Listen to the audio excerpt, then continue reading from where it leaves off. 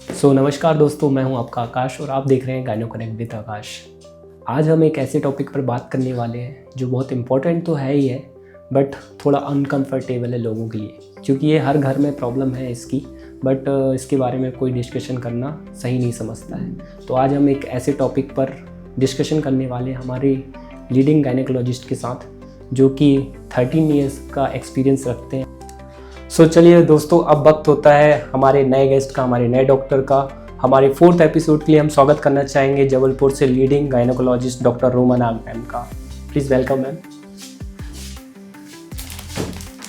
Thank you so much ma'am for joining गायनो connect ma'am. Thank you आकाश। गायनो connect एक बहुत ही अच्छा प्लेटफॉर्म है जिसके थ्रू मैं पेशेंट से काफ़ी अच्छे से कनेक्ट हो सकती हूँ, और ये बहुत अच्छा अवेयरनेस प्रोग्राम है। तो इसमें हम जो भी टॉपिक पे बात करेंगे वो बहुत सारे लोगों तक पहुंच सकती है। तो thank you so much for giving me this opportunity. Welcome ma'am. First of all ma'am, thank you so much ma'am. आपने मैम अपना वैल्यूएबल टाइम हमें दिया मैम, गायनो कनेक्ट के लिए मैम आपने टाइम निकाला मैम। मैम आज हम एक ऐसे टॉपिक पर बात करने वाले हैं जो कि है तो बहुत इम्पोर्टेंट, लेकिन इसके बारे में घर घर में डिस्कशन कहना चाहिए उतना नहीं होता है, या अभी भी इसको लेकर लोग अनकम्फर्ट रहते हैं। और वो हमारा टॉपिक आज का जो इम्पोर्टेंट टॉपिक है वो है मेंस्ट्रुअल हाइजीन एंड मिथ। मेरा सबसे पहला सवाल यही है कि अगर पीरियड्स नेचुरल प्रोसेस है तो इसके अराउंड इतने सारे मिथ्स क्यों हैं?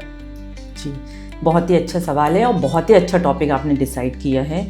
देखिए, मेंस्ट्रुएशन साइकिल जो होता है वो नेचुरल प्रोसेस है जैसे कि आपने बताया, लेकिन इसके लिए बहुत सारे मिथ्स हैं ना। बहुत लंबे समय से हम ये देखते जा रहे हैं कि अगर पीरियड्स की हम बात करें तो लोग अभी भी बहुत हिचकते हैं ना, बहुत सोचते हैं, बहुत सोच की। इवन माँ और बच्चे के बीच का भी जो रिलेशन है ना वो भी बहुत फ्रैंक नहीं है ना। लेकिन जिस हम अभी 21st सेंचुरी की बात करते हैं तो हमारे बीच में कम्युनिकेशन गैप नहीं होना चाहिए ना। पीरियड्स बहुत ही नेचुरल चीज़ होती है और ये बहुत इम्पॉर्टेंट पार्ट है फीमेल रिप्रोडक्टिव सिस्टम का। तो हम इसको एक ब्लेसिंग मानते हैं। तो मैं एक बात क्लियर करना चाहूँगी कि इससे आप घबराए नहीं, ये एक ब्लेसिंग है, ब्लेसिंग्स होती है और इसको हमको मनाना चाहिए। मतलब आपको बहुत कॉन्फिडेंटली बोलना चाहिए कि हाँ मेरी बेटी को पीरियड स्टार्ट हुए हैं, या एक लड़की को खुद बताना चाहिए कि हाँ यार मुझे आज पीरियड स्टार्ट हो गए हैं। तो ये हमारे लिए गर्व की बात है। जरूर मैम, आपने बहुत सही बताया मैम कि मेंस्ट्रुअल एक कोई ऐसी बीमारी या फिर कोई ऐसा अनकंफर्टेबल चीज़ नहीं है। मैं आपसे ये जानना चाहूँगा कि मेंस्ट्रुअल हाइजीन का सबसे बेसिक प्रिंसिपल क्या होता है? मेंस्ट्रुअल हाइजीन बहुत ही इम्पॉर्टेंट पॉइंट होता है।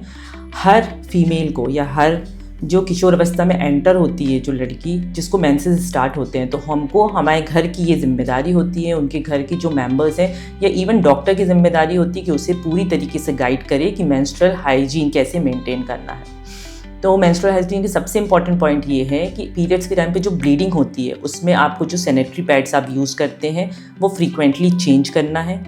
उसके अलावा सफाई का हमको पूरा ध्यान रखना है। बहुत सारे लोगों को आपने देखा होगा जो वर्किंग्स रहते हैं तो वो अवॉइड करते हैं वॉशरूम यूज़ करना, तो लंबे समय तक हमको पैड को यूज़ नहीं करना है। डिपेंड करता है मरीज से मरीज या फीमेल्स टू फीमेल्स, ये डिपेंड करता है कितनी देर में उनको पैड चेंज करना है। आइडली 3 से 4 घंटे में हमको रेगुलर पैड को चेंज करना है और वॉशरूम का रेगुलर यूज़ करना है, हमको अवॉइड नहीं करना है। उस टाइम पे हमको ज़्यादा पानी पीना है और आपको साफ़ सफाई का बहुत ध्यान रखना है। सो मैम, हम ये भी जानना चाहेंगे कि during the menstruation time ma'am body में क्या हार्मोनल चेंजेस आते हैं मैम पेशेंट्स को? जी, हमको पता होना चाहिए कि जो मेंस्ट्रुअल साइकिल है, जैसे हमने बताया कि it is a natural phenomena होता है। इस दौरान जब पीरियड्स आते हैं तो ईस्ट्रोजन और प्रोजेस्टेरोन का लेवल कम हो जाता है। ये बहुत इंपॉर्टेंट हार्मोन होते हैं। तो हमको पीरियड स्टार्ट होता है, मतलब जो एंडोमेट्रियम लेयर बन चुकी है, तो जैसे ही ईस्ट्रोजन प्रोजेस्टेरोन का लेवल कम होगा तो एंडोमेट्रियम की शेडिंग हो जाती है। फिर उसके बाद ये मेंस्ट्रुअल फेज हो जाता है। इसके बाद आता है पॉलिफरेटिव फेज, जिसमें क्या होता है अगले साइकिल के लिए, नेक्स्ट साइकिल के लिए फिर से लाइनिंग बनना शुरू हो जाती है। तो इसमें जो FHS हार्मोन होता है, फॉलिकल स्टिमुलेटिंग हार्मोन और ल्यूटिनाइजिंग हार्मोन, उसका रोल स्टार्ट हो जाता है। फिर ये धीरे धीरे एंडोमेट्रियम को बनाती है और नेक्स्ट साइकिल के लिए प्रिपेयर करती है। कुछ हाइजीन और इसके बारे में जो मिथ्स है, यहाँ हमारे पूरे इंडिया में काफ़ी सारे मिथ्स चलते हैं और लोग उसे फॉलो भी कर लेते हैं बड़ी जल्दी, तो उसके बारे में हम थोड़ा सा पेशेंट्स के लिए जानना चाहेंगे। तो मैम, जो मेंस्ट्रुअल साइकिल के टाइम पे जो कॉमन मिस्टेक्स होती हैं जो कि गर्ल्स हमेशा करती हैं, वो क्या होती हैं?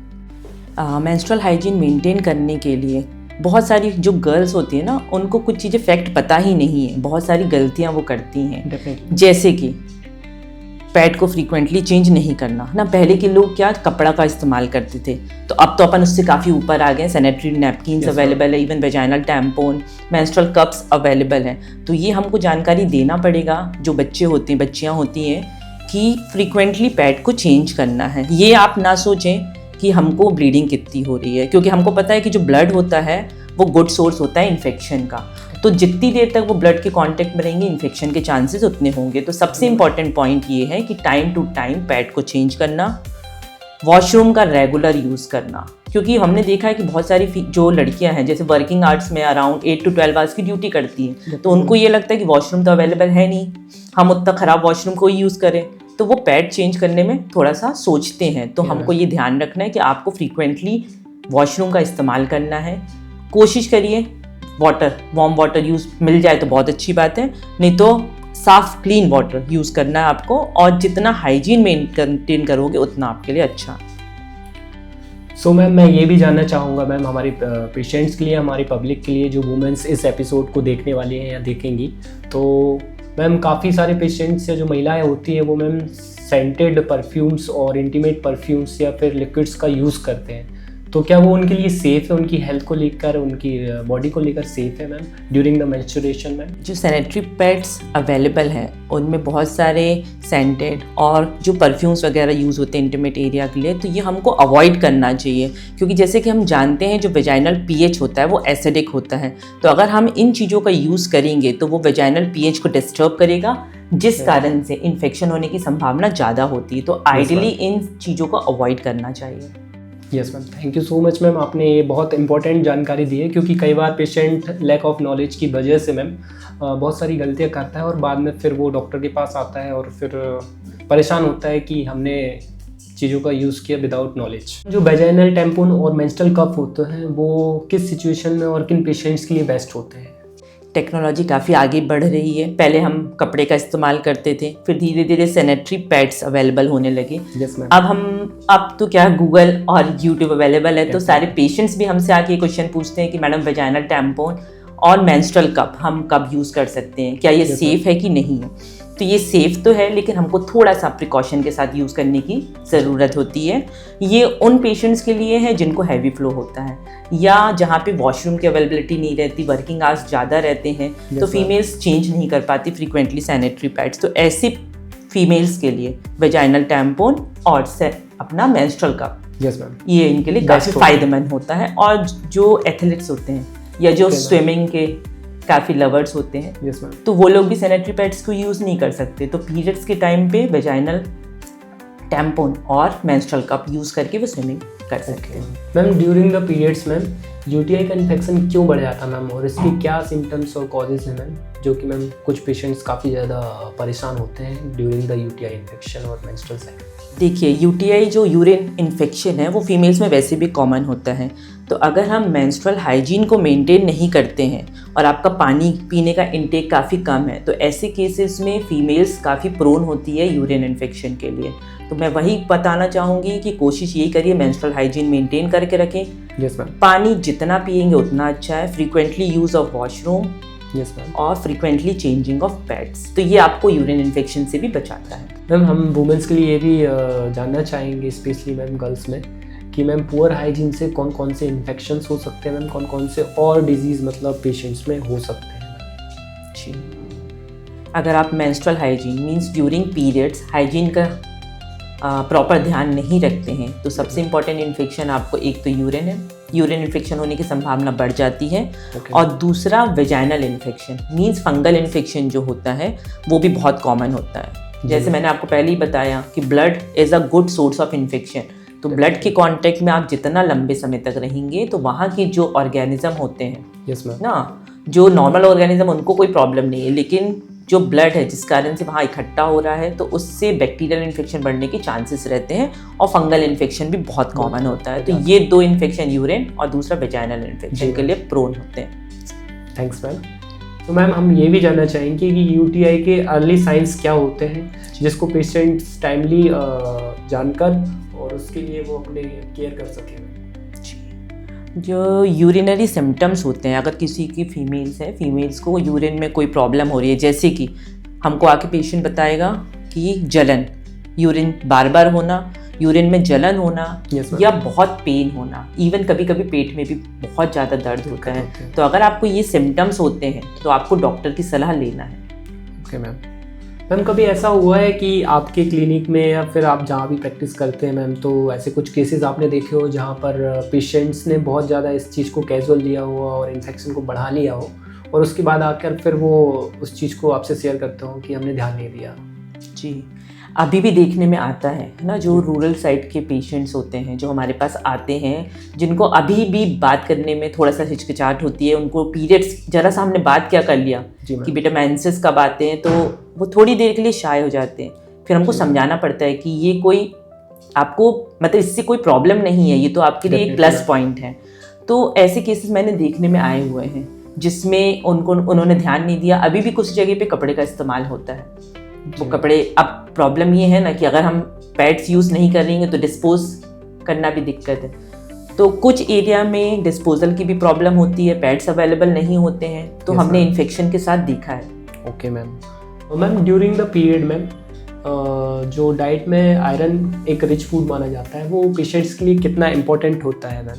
मेंसेस के टाइम पे ब्लड लॉस होता है ना, और वो एक बार मैं आपको कंफर्म करना चाहूँगी, अभी भी लोग ये सोचते हैं कि ये इम्प्योर ब्लड है। Yes ma'am. ना, तो मैं सभी को जो भी ये वीडियो देख रहे हैं उनको बताना चाहूँगी कि मेंसेस के टाइम पे जो ब्लड निकलता है वो प्योर ब्लड होता है, मतलब आपके वेसल्स में जो ब्लड है वही एंडोमेट्रियम में शेड होता है, तो उसको इम्प्योर ना समझे, पहली चीज़। फिर फीमेल को या एडोलेसेंस की बात करें, जब पीरियड स्टार्ट होता है तो ऑलरेडी डाइट अपने आप की बहुत पुअर है ना। अगर हीमोग्लोबिन लेवल कम है और पीरियड्स में ब्लीडिंग ज़्यादा हो रही है तो आपका जो हीमोग्लोबिन लेवल है वो कम होता है। तो पीरियड्स के टाइम पे सभी को ये सलाह देना चाहूँगी कि अपने खान पान का ध्यान रखें।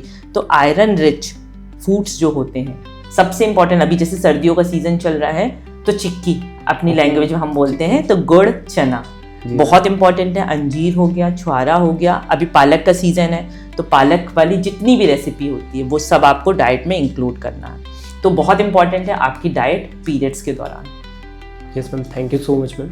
ये बहुत इंपॉर्टेंट था हमारे पेशेंट्स के लिए, क्योंकि मैम उनकी डाइट मैम कई बार, जैसा कि आपने बोला अभी, कि हमारे यहाँ इंडिया में डाइट बहुत पुअर है मैम, अच्छी नहीं रहती हमारे यहाँ की डाइट। लाइफ स्टाइल बहुत तो डिस्टर्ब रहती है हर किसी की मैम।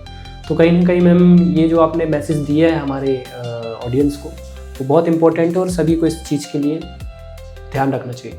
बिल्कुल सही। Thank you ma'am. During the periods ma'am yoga और एक्सरसाइज क्रैम्प्स में कुछ हेल्प करते हैं मैम?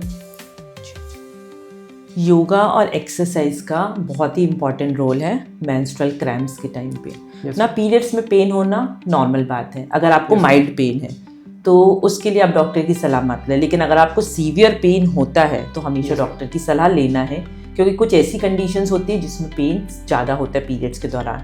और जैसे कि आपने बताया कि अगर हम एक्सरसाइज करते हैं ना या योगा करने की आपको आदत रहती है तो उससे जो पेन की टेंडेंसी होती है वो काफ़ी कम हो जाती है। तो इस टाइम हम ज़्यादा अच्छा रिलीफ मिलता है पेन में। तो हमको अपनी रूटीन में ही एक्सरसाइज और योगा को लाना चाहिए, केवल पीरियड्स के दौरान नहीं। अगर आप रेगुलर एक्सरसाइज करेंगे और योगा करेंगे, मेडिटेशन करेंगे, तो ये आपको एब्डोमिनल क्रैम्प जो होता है मेंसेस के टाइम पे उससे काफ़ी हद तक रिलीफ मिल जाता है। Definitely ma'am, thank you ma'am. Overall health के लिए मतलब हमारे लिए एक्सरसाइज योगा तो ज़रूरी ही है, बट इसमें भी हमें एक एडवांटेज मिलता है during the cramps ma'am, in menstrual ma'am. जी, और एक और बात मैं कहना चाहूँगी, अगर हम मेंसेस को देखें, अगर आप चाहते हो कि आपका जो मेंस्ट्रुअल साइकिल है वो रेगुलर रहे तो उसके लिए भी एक्सरसाइज का बहुत प्लस पॉइंट है। क्योंकि हम देख रहे हैं आजकल ओबेसिटी बहुत कॉमन हो गई है। और हमारे घर के खुद बच्चे जो एडोलेसेंस हैं, दैट इज 11 to 19 ईयर्स की जो एज ग्रुप में होते हैं, आपको पता है क्या खाते हैं ना, उनका तो डेली का जंक फूड, जैसे नमकीन, चिप्स, कुरकुरे, पिज्जा, बर्गर, समोसे, चाट,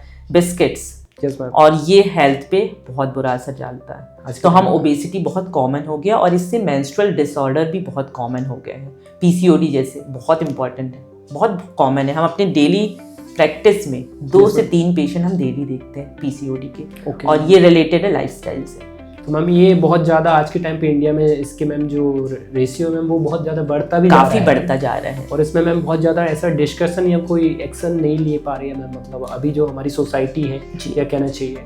बट ओवरऑल हम देखते हैं जब भी एज अ गायनेकोलॉजिस्ट आप कुछ पेशेंट्स को ट्रीट करते हैं, जो भी पेशेंट्स आपके पास आते हैं स्पेशली पीसीओडीज के, आप जिस तरह से उनको गाइड करते हैं, आपको लगता है कि क्या वो उतना केयरफुली उस चीज़ को फॉलो करते हैं? नहीं करेंगे। अवेयरनेस बहुत इंपॉर्टेंट है, पेशेंट की काउंसलिंग बहुत इंपॉर्टेंट है। तो हर पेशेंट को, जब आपके पास जो भी फीमेल आ रही है एडोलेसेंस, हम इसी से बात करते हैं क्योंकि यही आगे चल के रिप्रोडक्टिव एज में जाएंगी और यही जाके आगे अपने बच्चे भी मैनेज करेंगी। तो अभी से अगर हम इनको गाइड करेंगे प्रॉपर डाइट, न्यूट्रिशन, लाइफस्टाइल। और हम ये भी जानना चाहेंगे लाइक कि जैसे आपने बताया कि हमारी लाइफ स्टाइल भी बहुत डिस्टर्ब होती है, जिसके कारण पीसीओडीज के केसेस और इन फ्यूचर जो जनरेशन है वो आगे जाकर इस चीज़ को फेस करती है। तो अगर हम खान पान की बात करें तो उसमें कर्ड और स्पाइसी चीज़ें और जंक फूड्स ये कितना ज़्यादा इम्पेक्ट करते हैं मैम? जी देखिए, कर्ड का जो रोल है वो तो बेनिफिशियल है क्योंकि उसमें प्रोबायोटिक्स होते हैं, तो वो वजाइनल फ्लोरा को मेंटेन करता है। तो आप कर्ड का इंटेक फ्रीक्वेंटली ले सकते हैं। अब बात करते हैं हम स्पाइसी फूड की, तो स्पाइसी फूड जितना अवॉइड करेंगे उतना अच्छा है। जंक फूड तो अवॉइड करना ही है। जितना सिंपल डाइट आप लेंगे, जितना हेल्दी डाइट लेंगे, मतलब green leafy vegetables, seasonal fruits, milk ले सकते हैं, उतना आप हेल्दी रहेंगे, उससे आपके पीरियड्स रेगुलर रहेंगे। जैसा कि आपको मालूम है कि ये हमारा एक इनिशिएटिव है स्पेशली मैम गर्ल्स, वुमेंस और महिलाओं के लिए, जो है कि बहुत सारी जानकारी उनको नहीं मालूम होती है और वो कई बार मैम हेजिटेट भी होती है, घबराती भी अपने डॉक्टर से पूछने में या आसपास किसी से शेयर करने में। कुछ ऐसी पर्सनल प्रॉब्लम्स होती हैं या कुछ बीमारियाँ ऐसी होती हैं जिनके बारे में वो आज भी खुलकर बात नहीं करती हैं। तो हमारा एक प्रोस्पेक्टिव यही था मैम कि हम इस एपिसोड को आपके साथ लेकर आए, क्योंकि इसको मैम बेहतर तरीके से आप ही हमारे ऑडियंस को, हमारे पीपल्स को, हमारे पेशेंट्स को आप ही एक बहुत वेल नोन तरीके से मैम हम बता सकते थे उस चीज़ को। So thank you so much ma'am for this ma'am. And अब मैम मैं थोड़ा सा एक रैपिड फायर राउंड खेलना चाहूँगा आपके साथ मैम। मैम पीरियड्स में अचार छूने से खराब हो जाता है? ये हंसने वाला क्वेश्चन है मैम। आप बता पाएंगे मैम कि ये काफ़ी ज़्यादा लोगों में एक ह्यूमर है कि अचार छूने से, बेटा अचार मत छूना खराब हो जाएगा, अभी आपके मेंस्ट्रुअल चल रहे हैं, आप ये मत करना वो मत करना। तो देखिए, पहले होता होगा, लोगों ने ये बात बनाई है तो पहले शायद होता होगा, लेकिन आज की हम बात करें, अगर आप मेंस्ट्रुअल हाइजीन को मेंटेन कर रहे हो तो इम्पॉसिबल है ना, आपके टच करने से कोई अचार खराब नहीं होने वाला। सो ऑडियंस देख रहे हैं, आज हमारे डॉक्टर ने ये बात भी क्लियर कर दी है कि अचार छूने से खराब नहीं होता है। मैम पीरियड ब्लड जो होता है वो डर्टी होता है? पीरियड का जो ब्लड होता है वो डर्टी बिल्कुल नहीं होता ना, it is the purest form of the blood. जो हमारे अंदर जो वेसल्स है उसमें जो ब्लड भरा हुआ है वही मेंसेस में निकलता है, जैसा कि it is not the impure blood. Definitely ma'am, इसके पहले आपने शेयर भी किया था कि जो हमारा ब्लड होता है वो बहुत प्योर होता है ड्यूरिंग द मेंस्ट्रुअल। जी बिल्कुल सही, हाँ ये प्योर ब्लड होता है। मैम ऐसा भी है कि कोल्ड वाटर से फ्लो रुकता है? ऐसा बिल्कुल नहीं है, ना कोल्ड वाटर ना हॉट वाटर। ऐसा नहीं कि आप कोल्ड वाटर यूज़ कर रहे हो तो फ्लो कम हो जाएगा और हॉट वाटर यूज़ करोगे तो फ्लो ज़्यादा हो जाएगा। ओके, तो ऐसा कोई रिलेशन नहीं है। पपाया खाने से पीरियड जल्दी आ जाता है, ऐसा बहुत बार कुछ लोगों से भी सुना है, कई बार ऐसा होता है, तो क्या ये सच्चाई है मैम, मिथ या फैक्ट? पपाया खाने से मेंसेस का कोई रिलेशन नहीं है ना। ऐसा नहीं कि हमने पपाया खा लिया तो आपके पीरियड्स जल्दी आ जाएंगे या आपको ब्लीडिंग ज़्यादा होगी। बहुत सारे लोग ये सोचते हैं कि गर्म खाने से ब्लीडिंग ज़्यादा होती है, इसका कोई रिलेशन नहीं है। ओके मैम, मतलब ये मिथ है, ये मिथ है मैम। कई बार आपने ये देखा होगा मैम कि आज भी पुराने तरीके से लोग इस चीज़ को फॉलो करते हैं, like during the periods ma'am आपका एक्सरसाइज करना, योगा करना या फिर कोई भी भारी काम करना घर में मना हो जाता है इसका। ऐसा नहीं है, मतलब ये भी मिथ ही है। Okay ma'am. मेंसेस में एक्सरसाइज मना है ऐसा बिल्कुल नहीं है, आप लाइट एक्सरसाइज कर सकते हैं। हाँ ये है। सो मैम कैसा लगा मैम आपको गायनो कनेक्ट विद आकाश में? ये बहुत ही बढ़िया इनिशिएटिव है आकाश, गायनो connect with Akash. Yes ma'am. इससे ये बहुत अच्छा अवेयरनेस प्रोग्राम है और बहुत अच्छा प्लेटफॉर्म है जिससे हम डायरेक्ट पेशेंट से कनेक्ट हो सकते हैं। देखिए गूगल में, यूट्यूब में बहुत सारी चीज़ें अवेलेबल है, लेकिन वो कितना क्लियर है, कितना सही है, ये बहुत इंपॉर्टेंट है। तो अगर आप किसी डॉक्टर के साथ बैठ के पेशेंट को अवेयरनेस प्रोग्राम प्रोवाइड करा रहे हो तो ये बहुत अच्छी बात है, क्योंकि इससे क्या सही इन्फॉर्मेशन मिलेगी। डेफिनेटली। तो ये बहुत ही बढ़िया प्लेटफॉर्म है and thank you so much. Thank you ma'am, आपने टाइम दिया ma'am, and thanks for your ma'am अप्रिशिएशंस ma'am.